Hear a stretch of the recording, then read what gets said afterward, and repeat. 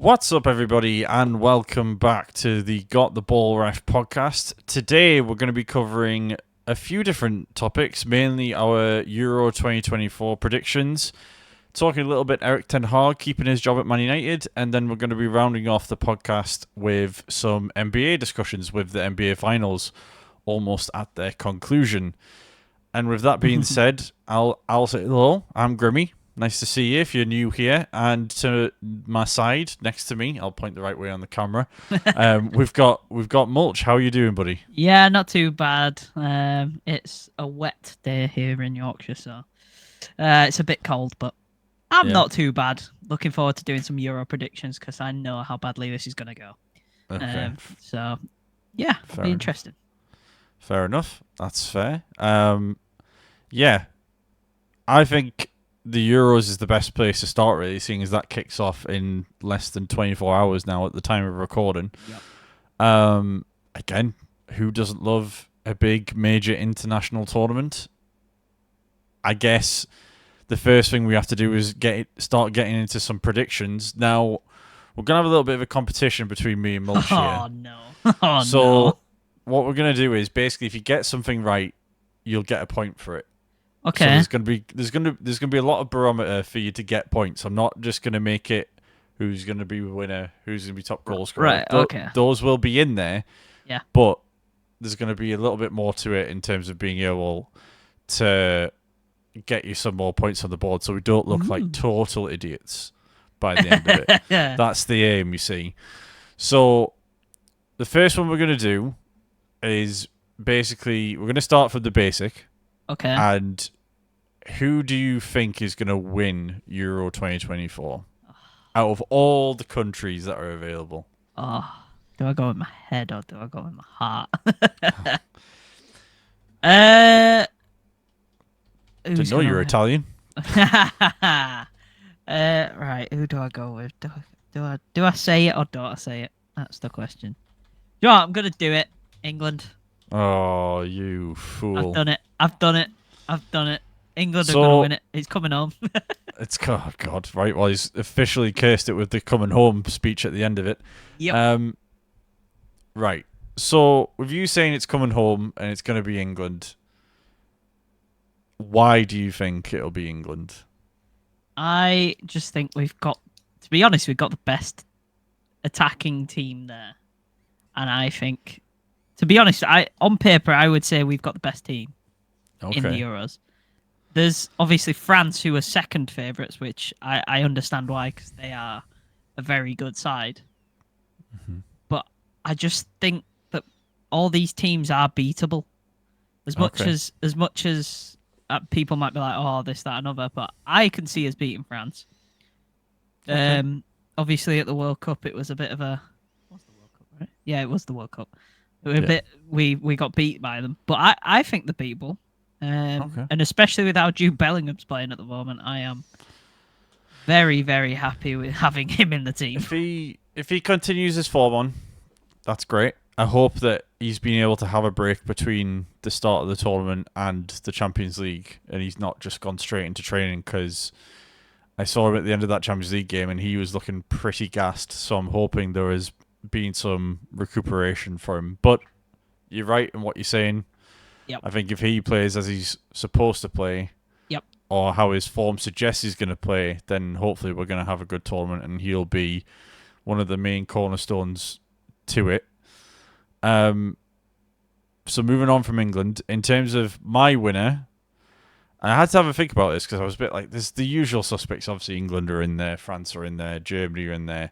But I actually think if you look at the squad from top to bottom with the most depth, and I think who could potentially have a decent pathway to the latter stages and then be able to compete with whoever they face, I'm going to go with Portugal. Yeah. They've got a good side. They really do. I just think if you look at them top to toe, and again, I think there is that Cristiano Ronaldo factor of could he be the grenade that blows it up?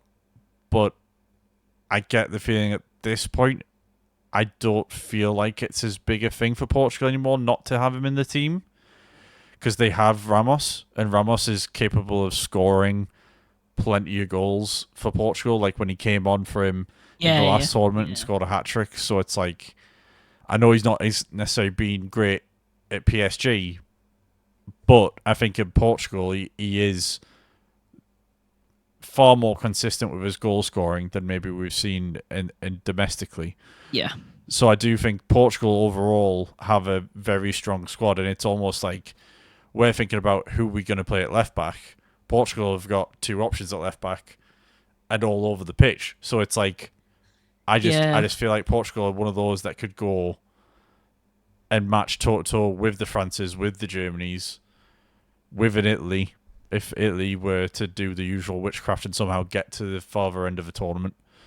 But yeah, Portugal my pick for the winner, so we'll see how that one goes from in terms of, because again, to get a point in that one, they have to be the winner. You don't Yeah. get it for you don't get half a point for a final appearance. You don't get half a point Boo. further for semi-final or third place or whatever they give out.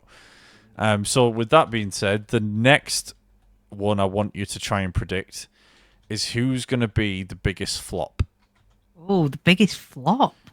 So Oh, that's obviously you can't say people like, you can't say like I'm going to say someone who's going to end up doing really well here, knowing my luck, but like a Romania or Oh Slovakia. yeah, no, yeah. Somebody know, who's not somebody who's not expected to do that well. you've Really. got to have somebody who It's you're got some expecting to get far to then go either out early knockouts or somehow get knocked out of the groups. Ooh. Mm. Ah. Oh, that is an awful one. Because I know whoever I pick, Mm-hmm. it's gonna go wrong quick. Okay. Well, I'll give you my pick first. Go on. My pick is Belgium. Yeah, I was thinking then, but I don't know. I don't necessarily know if they won't get out the group. I think they will get out the group. Oh yeah, But definitely. I just think that once they get to like round of 16 or quarterfinal, as soon as they face a big team, they'll be done for. And I think Ukraine could end up giving them a decent match. And again, if they slip up in that first game against Slovakia and only draw, you're already chasing. And I don't know if Belgium necessarily have top to bottom the squad strength to get them through necessarily. And obviously Belgium have got this reputation now where they can actually do quite well in tournaments. But for me, I think Belgium are the ones that I'm probably looking at. I'd love to see France have a bit of a naff tournament because, again, we've seen them get to finals, semi-finals past 4 or 5 tournaments, and maybe they're due one. But if there's any of the bigger nations who've done well in the past are going to sort of miss out, I think it's probably Belgium. I am gonna throw possibly one that everyone's gonna go, what the hell? And you're probably one. Mm-hmm. I'm gonna say Portugal. You're going to say Portugal. Yep. So, right, okay. That's fine. That's your prediction. That's fine. Right now you are fuming. I could see it in your face. I'm not fuming. You predict what you want to predict, mate. When you look like a total idiot moron when you get 0 points based on these predictions, I will remind you of it very quickly. Don't you worry. So. Let me Come on, at then. least explain myself. Okay. So what I'm thinking is, so they'll get out of the group, Mm-hmm. but I think they'll lose in the last 16 Right. because I think it'll be them against. I think who they'll play. Can't even think who they'll play. Like my predictor, I predicted it and I can't remember who it was, but I feel like they'll get beat in the last 16. Right. So if Portugal got through their group D, E, F, F, G, H, I, J, K, L, M, N, O, P. 1F. So they play whoever finishes third out of A, B, or C. Whoever has the best third. I think it'll be Croatia then. Okay. So I think they'll lose to Croatia. I don't see. We'll see, but I personally don't think that'll be the case.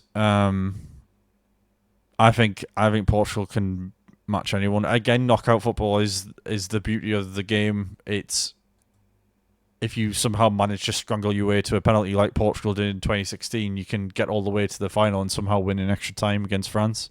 Yep. So, Yep. yeah.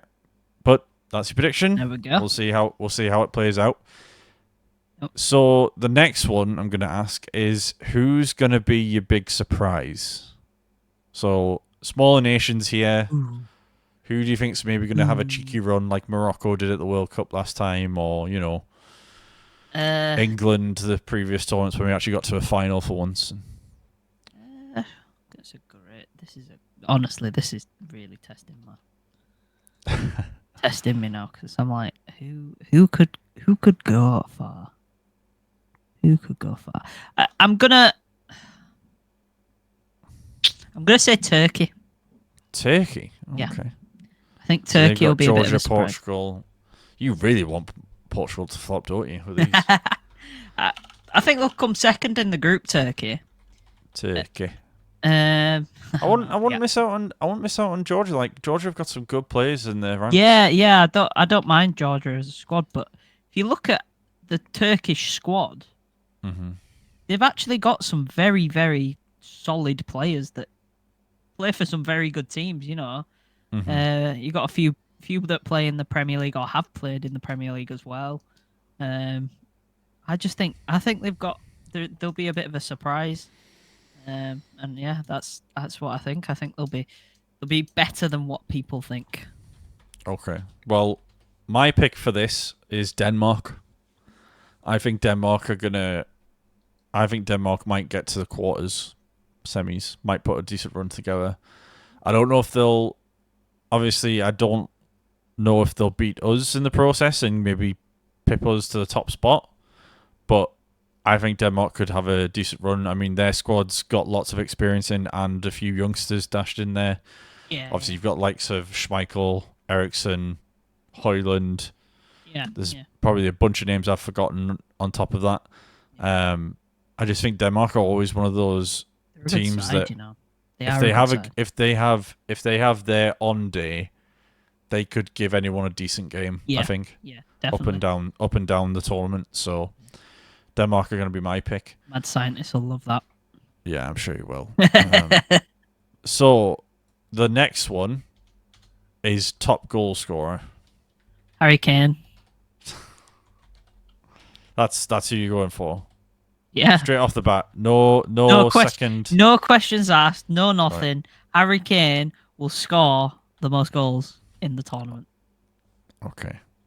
He'll just do what he does best and just tap it in. Tap it in.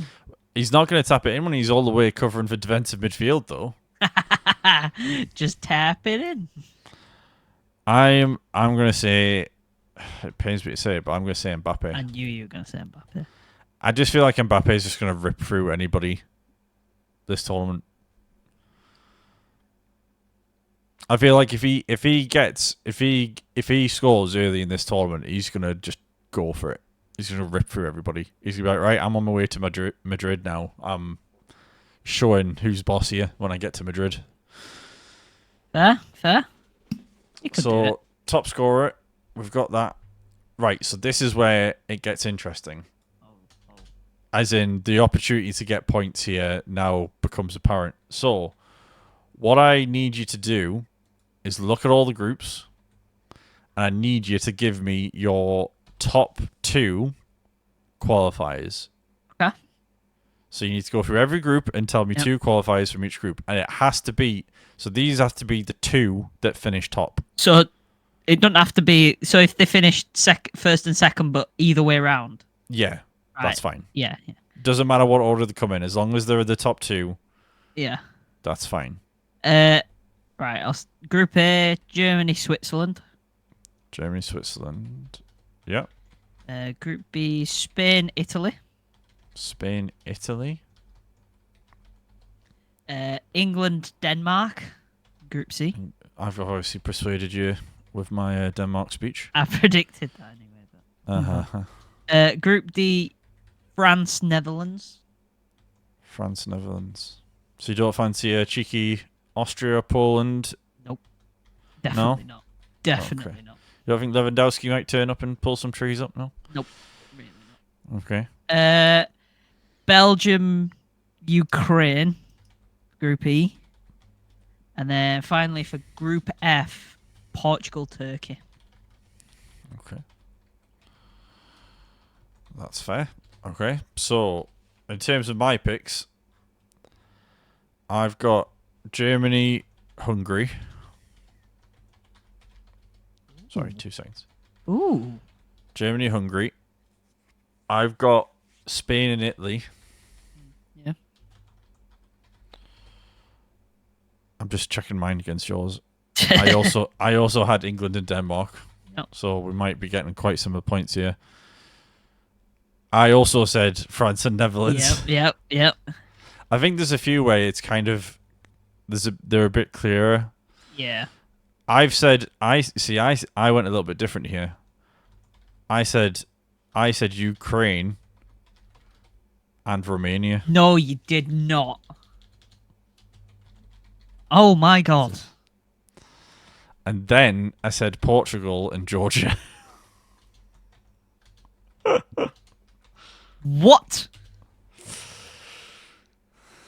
Ball telling knowledge. you. There's gonna have like every tournament has a surprise. Turkey. And I'm telling you now, if Romania do it, I'll look like a genius. But if they don't do it, I'll look like my usual self. So you've got to be different, Mulch. You can't be doing the same things all the time. I rate it. I do rate it. It's boring. It's just boring. So, with that being said, we've got the predictions in then. So we've got winners, England or Portugal.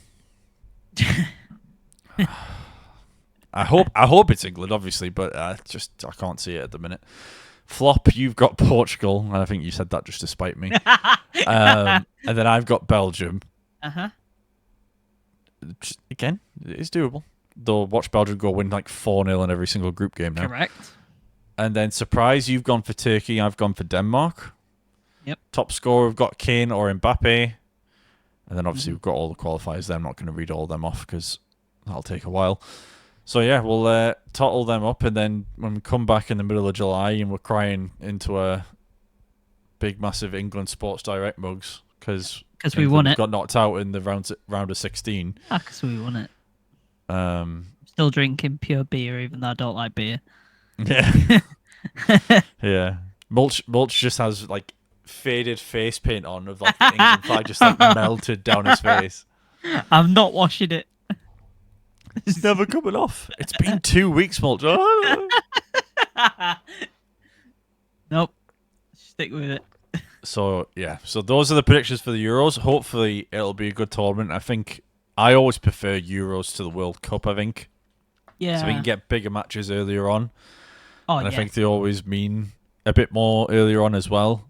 And I think, I don't know. I think with the World Cup expanding, not that obviously I was against the expansion or anything, but it kind of has taken away a little bit of the drama of it, I think.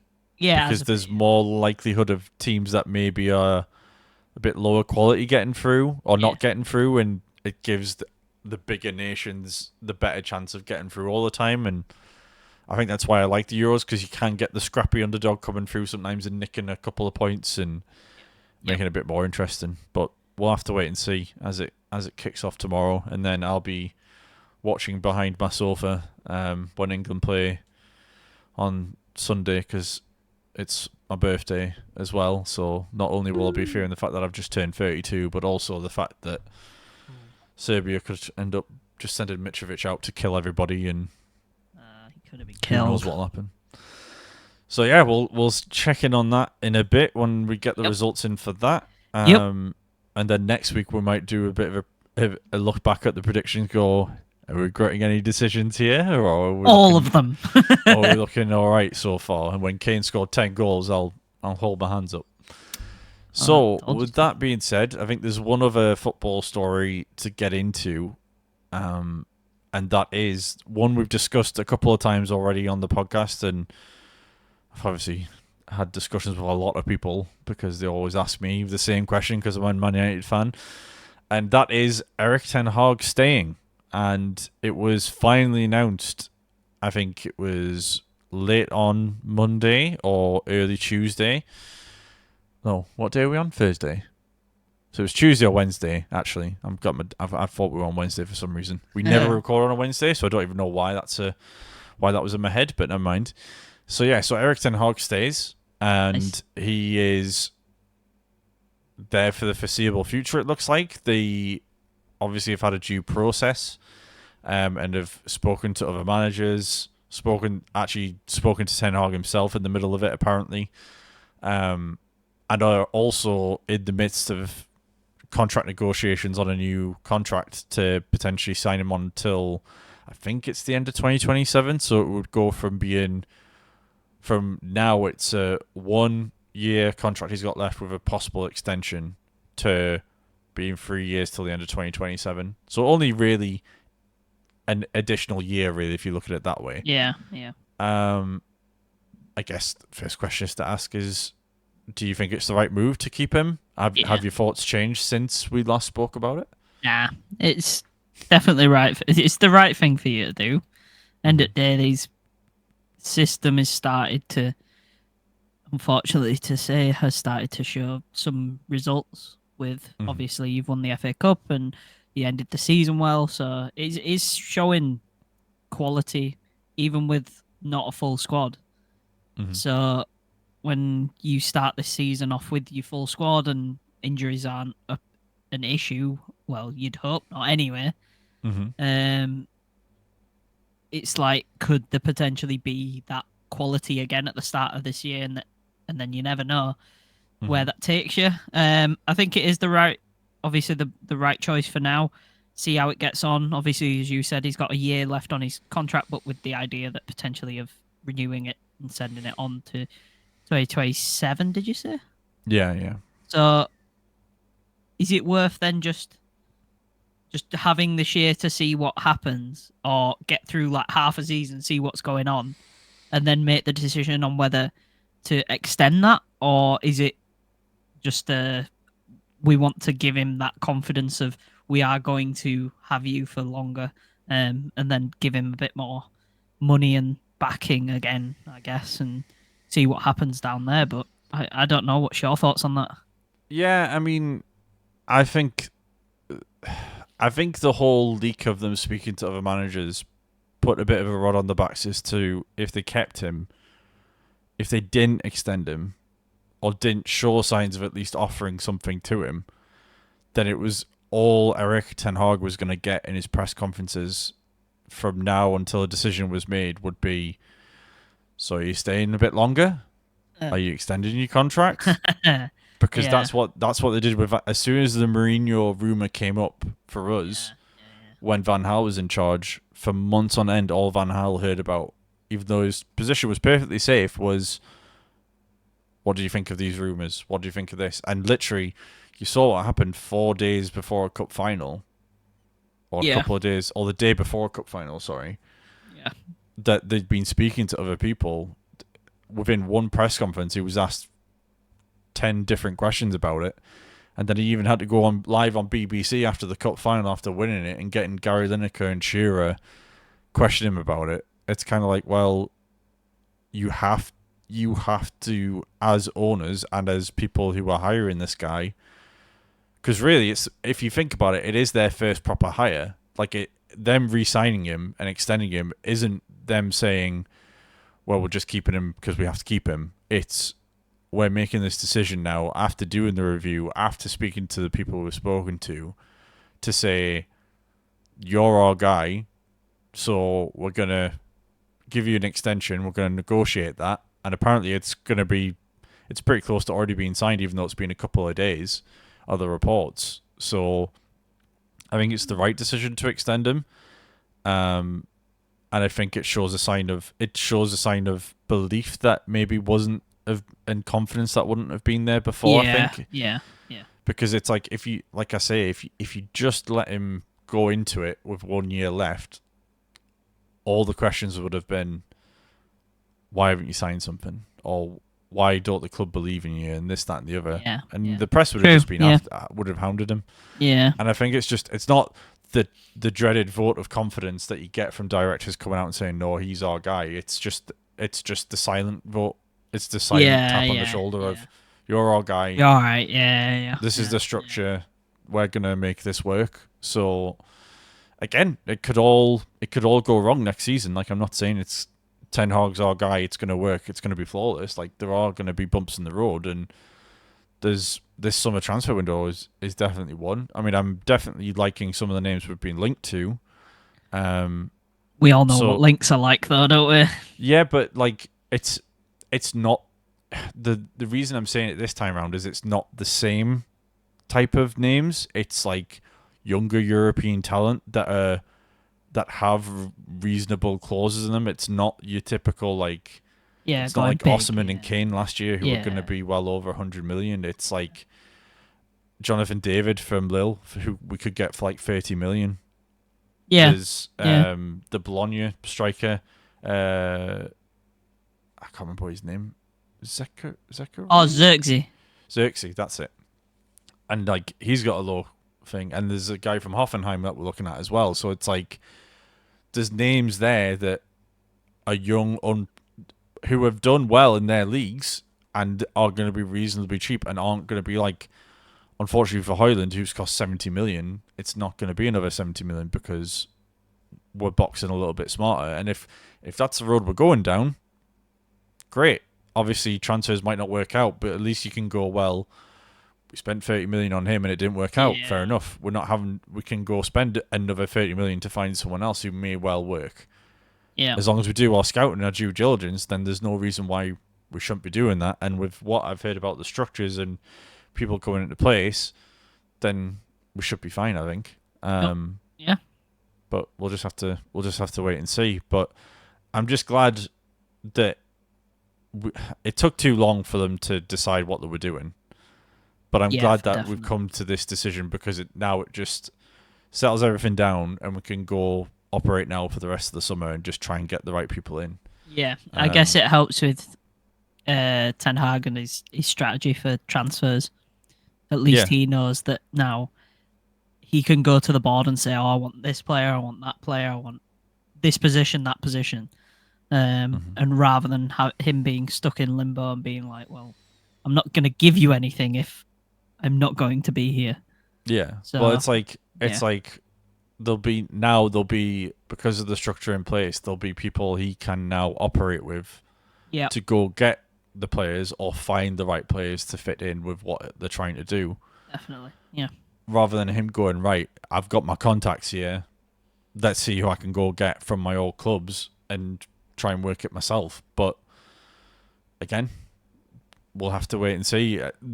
It's more positive now that we've got something sorted. And again, if it had been a case of we got rid of him, obviously I think it would have been a very negative reaction that would have come out of the fan base. Yeah. But we would have just had to get on with it and support whoever it is that was coming in. So yeah, we'll have to wait and see. And again, in a month's time, when the Euros is done, we'll be into pre-season and friendlies will be happening and transfers may well have happened left, right, and centre for all clubs.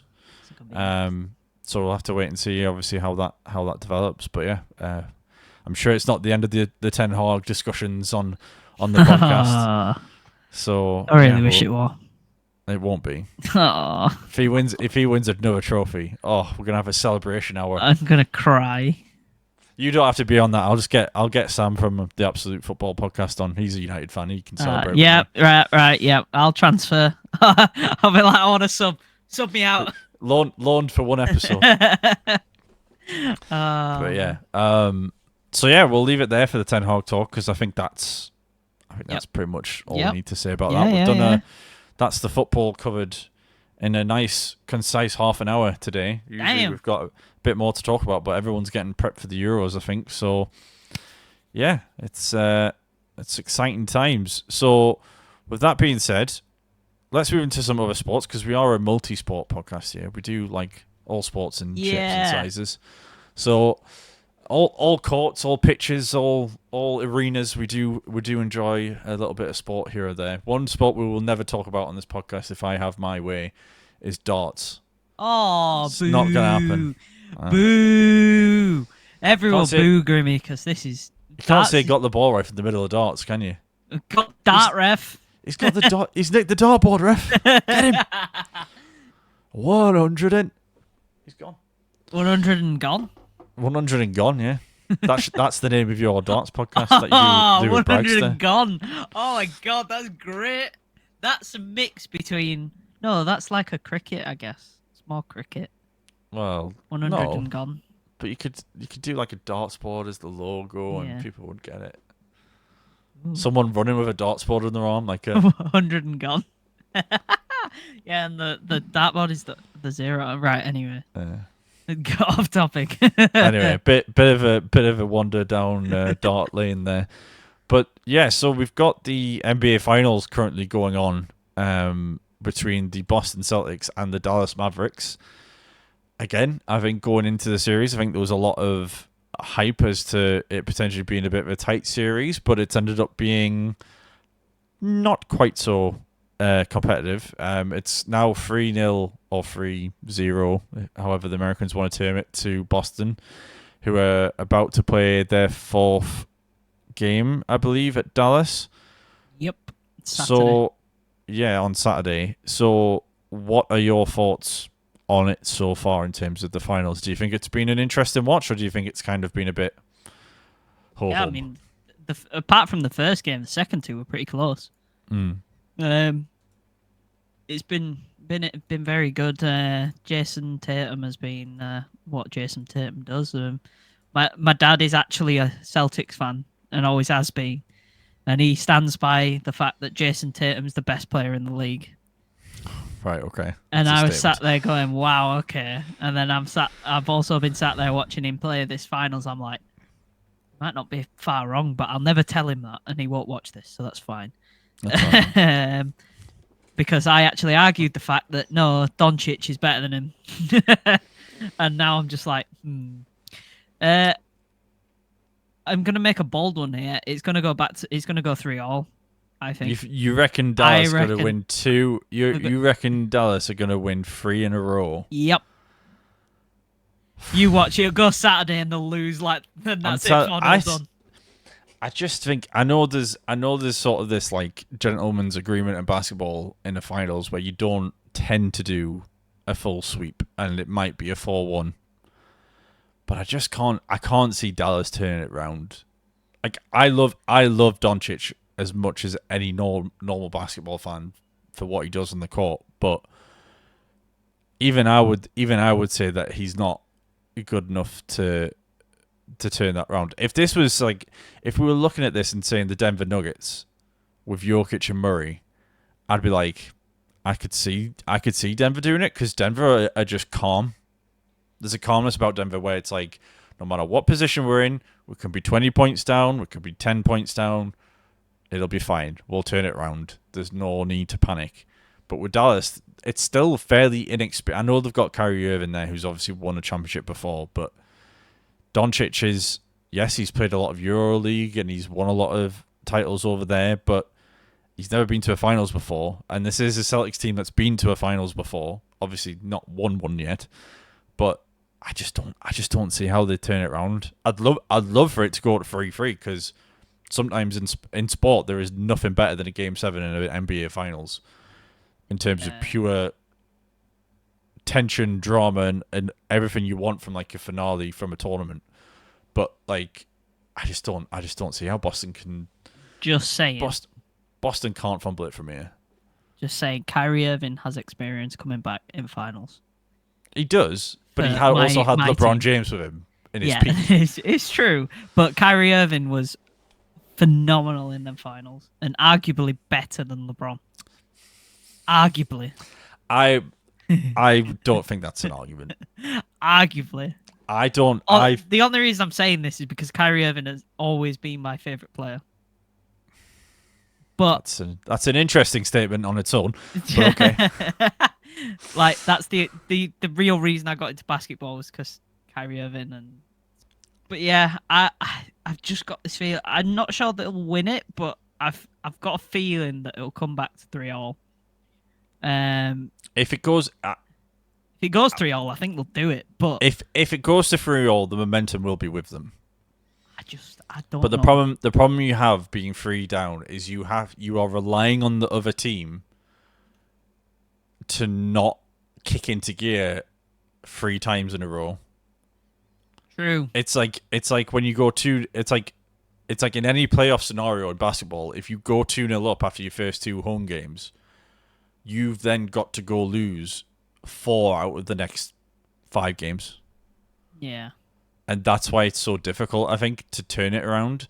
And there's only been one team, and it's that Kyrie LeBron team we're talking about, the Cavs in 2016, that turned it around from 3-1 down. Yeah. So they weren't even 3-0 down. They had something in between. And LeBron was just another level that series. But that's a discussion for another day as to who the MVP of that series was, because you're Kyrie fans, so you're going to stick up for your guy. But less said about that, the better. But yeah, I think that for Boston, obviously, it's a big moment for them because, of course, they've got to get over the line, and I think they will on Saturday. But I think that obviously if they do get over the line and they win this championship, then it obviously puts Tatum and Brown on another level, really, and puts them in the upper echelon with the guys that they've been fighting with in the East and in the West to try and get to that first championship, and had a few deep runs and had that run to the finals a couple of years back, but just couldn't quite get over the line. Yeah. And it's kind of, we've all looked at Tatum as you have the ability of being the next guy, but it needs to sort of click for you to be there. And there's been a couple of there was one game, I can't remember if it was, I think it was game 2, where he was a little bit off, and I was kind of like, oh. But then this third game, he's turned it back around again. So it's kind of like he's just had a bit of a blip, and then he's come back. But I think it's a big moment for the NBA, this, because I think the Celtics could quite well, if they keep that team together, they could be contenders for the next 3-4 years.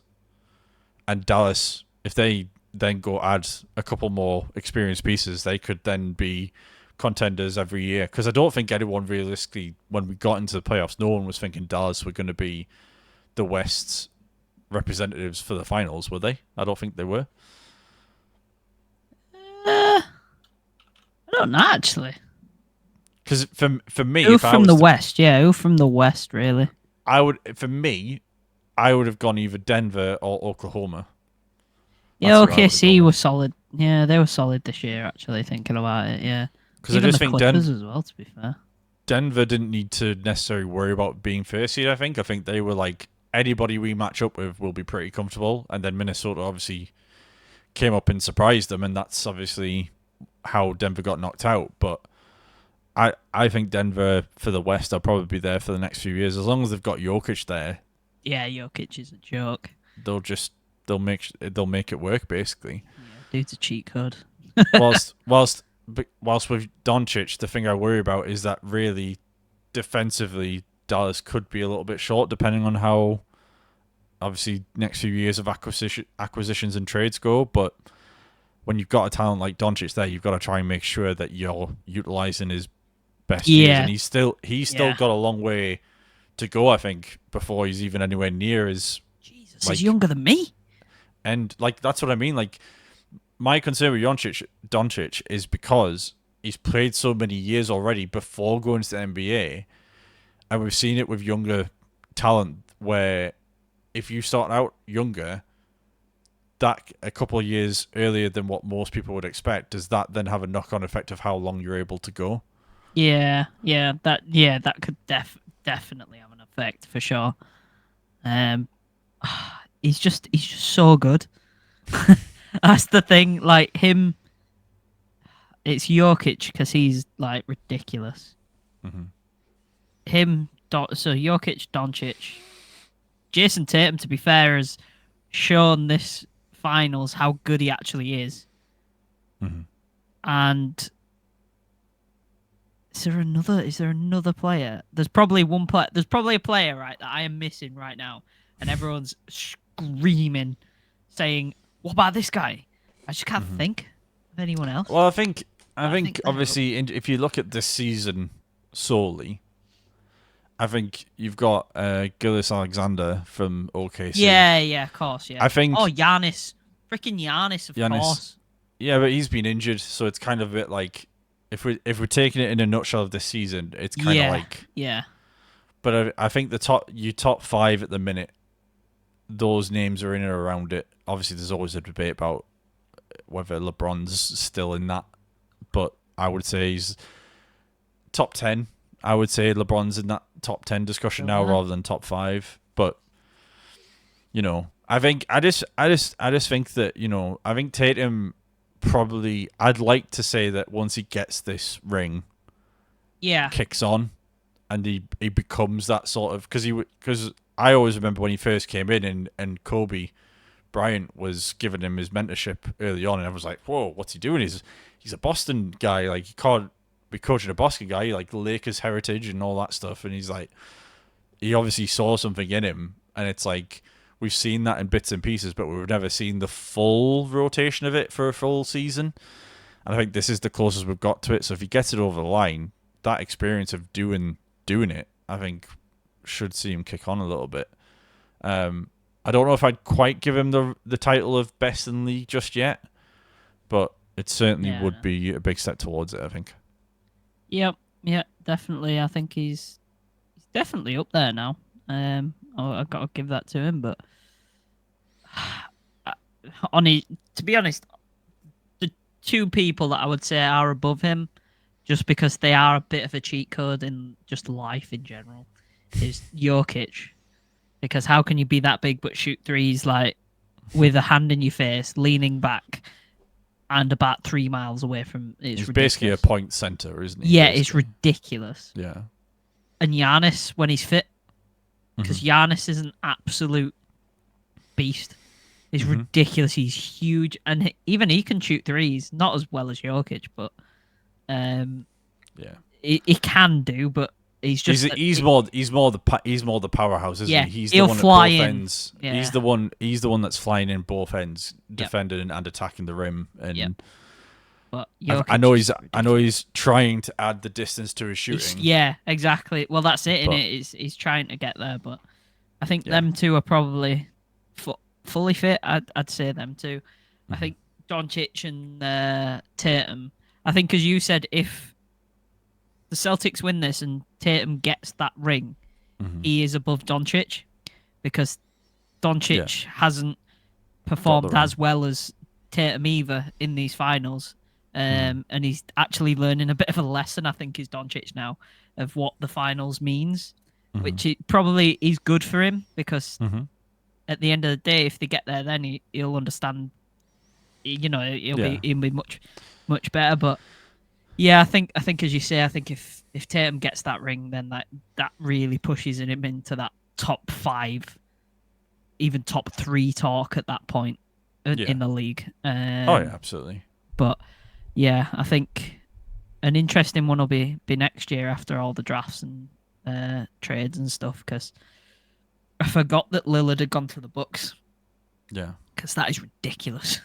But you think about it, it's like the Bucks gave the Celtics Drew Holiday. Yeah. And it's kind of like, when that happened, I just didn't understand it, because I was like, he's so good like he's a great all-round player, but defensively he does so much for that team. Yep. And it's kind of like, if you take him out of it and put Lillard in, you lose so much in terms of your defensive end. Yeah. Because Lillard's just not going to put in anywhere near the same amount of effort. I don't care who you speak to. Damian Lillard is not taking other point guards or shooting guards out of the game by doing what Drew Holiday does. It just doesn't happen. He just does that attack that way better on the attacking side. But as you said, it's a trade up in it. It's a do I, don't I? But I think it'll be interesting to see. But I am going to predict a 3-all just for the drama. I just want the drama. I want the tension. I want that. I want to watch the final game. I need it. Exactly. I need it in my life. I need to see that, see what happens. But I'm probably reaching, but you never know. You genuinely never. Has a team ever come back from 3-0 in the finals? No. Yeah, because I'm sure that the Cavs were the first at 3-1 to come back 3-1. Yeah, because it was always. I always remember when they were 3-1 down. I always remember seeing the Golden State fans having the like tombstones with the Cavs, Ah, and it was like, and that was like that's one of the brilliant. first things that motivated the Cavs to kick into gear. That's brilliant. And I just like, yeah, it's just So that's no one's ever done it. So yeah. I mean, I just think like there's one it's thing written. there's one thing if it was like 3-2 Yeah, or even 3-1, I could be like, you know what, they've won a game, they know how to do it. There's something there. But we'll have to wait and see. Obviously, you just want the drama, and you want Give me the everything, drama. everything to Give happen. me the drama. But sometimes it won't give you the drama. It'll just be a You watch it. boring It'll be 4-0. done. Yeah, it'll be done on Saturday, and we'll be like, oh, that's a bit awkward now. Did we release that podcast? Yeah. Yeah. Damn. We did. This gets put up within like an hour of us recording it, so there's no chance of you avoiding this. Damn. So yeah, I think we'll leave it there for the basketball talk, and we'll see if Mulch's very bold prediction of a 3-3 comeback comes to fruition. Please. If it does, we'll be back in the next podcast to predict what happens in Game 7. So I'm gonna go put a bet on this now. I wouldn't. The odds on that must be crazy. Yeah, it would be pretty insane, I would imagine. So with that, folks, we'll leave it there. If you have enjoyed the podcast, whether you're listening, watching, follow, subscribe, all that good stuff, leave a review if you're on Spotify. Would greatly appreciate it because it does help push. We'll also have a little predictor thing. I'll put it in the Spotify. So put your prediction for who you think's going to win the Euros in the Spotify. Yeah. And then leave some comments on YouTube as well, because you can comment on there and let us know what your predictions are as well. And yeah, we'll see you on the next one. Thanks very much for watching, listening, whatever you've been doing. Thanks very much for being here with us, and we'll see you on the next one, guys. Thanks very much. Yeah, bye.